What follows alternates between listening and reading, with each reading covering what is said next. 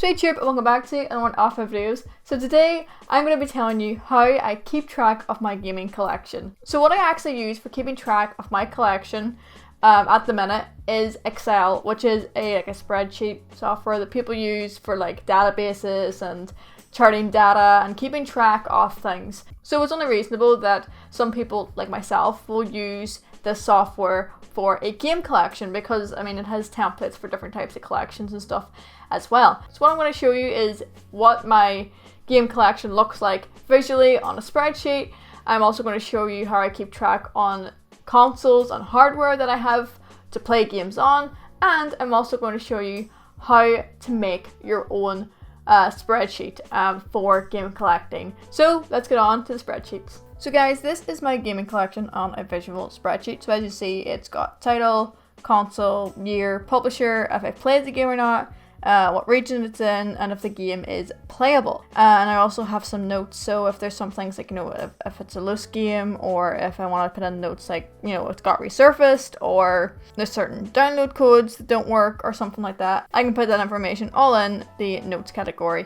And the thing about this table that I like, that I haven't really seen in any other templates or something, is that I can actually filter or search. So if I want to search for something like Sonic, I can search and it will bring up everything that has the word Sonic in it. And I can also do the same thing with if I'm looking for a game that I have or haven't played. I can just be like, okay, what games have I not played? And it will tell me all the games that I haven't played in my collection. I also have added a little counter at the bottom. As you see, the total of games is 100. And the cool thing about this counter is it goes by how many rows are in the table. So if I drag down to add another game, obviously that total then updated to 101. I also have a second spreadsheet for gaming hardware.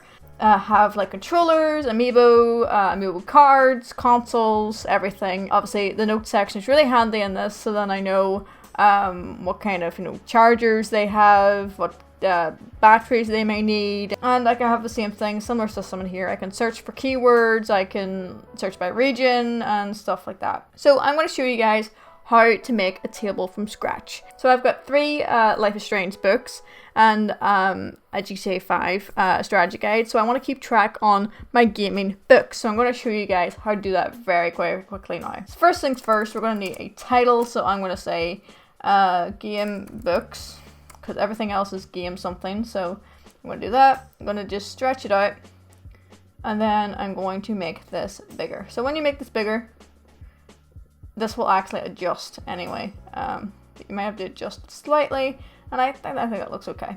And then what you're going to do is you're going to hit insert and find table. So that will bring up, a recommended. Obviously we don't want the title to be in the thing, so we're just going to leave it here for now, and then select my table has headers and hit OK. So then you've got column 1. To add more columns, you just drag your table like this. That's the easiest way I found of doing it, and that's basically your table setup. So now we just need to name these columns. So obviously the first one is going to be your title, because it's the longest column, because you have your header up there. Probably publisher would be a good one to put in. And I think that's all the columns I need, so I'm just going to get rid of these ones, and then I can just clear these. Actually, in thinking that, we probably might need a notes column, so if like the book is damaged or it's old, we can also see that. And your notes column is probably going to want to be a bit longer, so then you can add in some notes. Okay, so this is our sample table done. As you see, I've entered in all of the relevant information, and I'm going to show you how I change the color. So how I change the color of the headings is I do this, and I'm going to make the headings of these ones blue, and I just go through like that and make them blue. And then you can also do this, and that's just how I have my tables. So to add a total, because I know some people want that for the game collection, you just enter in, I'm just going to do a random total there. It's just there for display purposes. It doesn't actually serve a purpose. It is the command here that basically serves a purpose, or the formula as they're called. If you want to do a formula to calculate how many rows are the table, that's basically what you're doing. And it will actually it'll be smart about it, and it'll actually, because you've marked this as a header, it'll not count the header as a row off a table, it'll count it as a header. So you type in rows and then go brackets and then go table, and it should be table 4 because that was our most recent one. Double click and it'll bring it up as 4, and that's how that works. So if you keep adding more rows in the table, it'll update it. You can't really leave extra rows because then your total will be inaccurate by 1. So that is how I keep track of my game collection. It's super handy, and I can also access this on the go using either the OneDrive app or the Excel app on my phone. So that is super handy.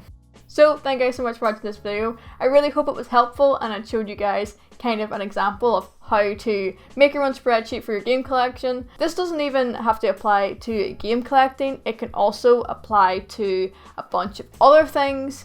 The reason why I wanted to do this was because my game collection just hit 100 games. And I was kind of like, I need to start keeping track of these, because if it gets over 100, I'm going to forget what titles I own, and I'm collecting for different, like, so many different consoles at the minute that it's getting a lot. So I kind of needed a visual representation of what I had, especially one that was easy to access on the go and stuff like that. So thank you guys so much for watching. If you did enjoy this video, please give it a big thumbs up, and also show the subscribe button to love, and hopefully I will see you guys in the next video.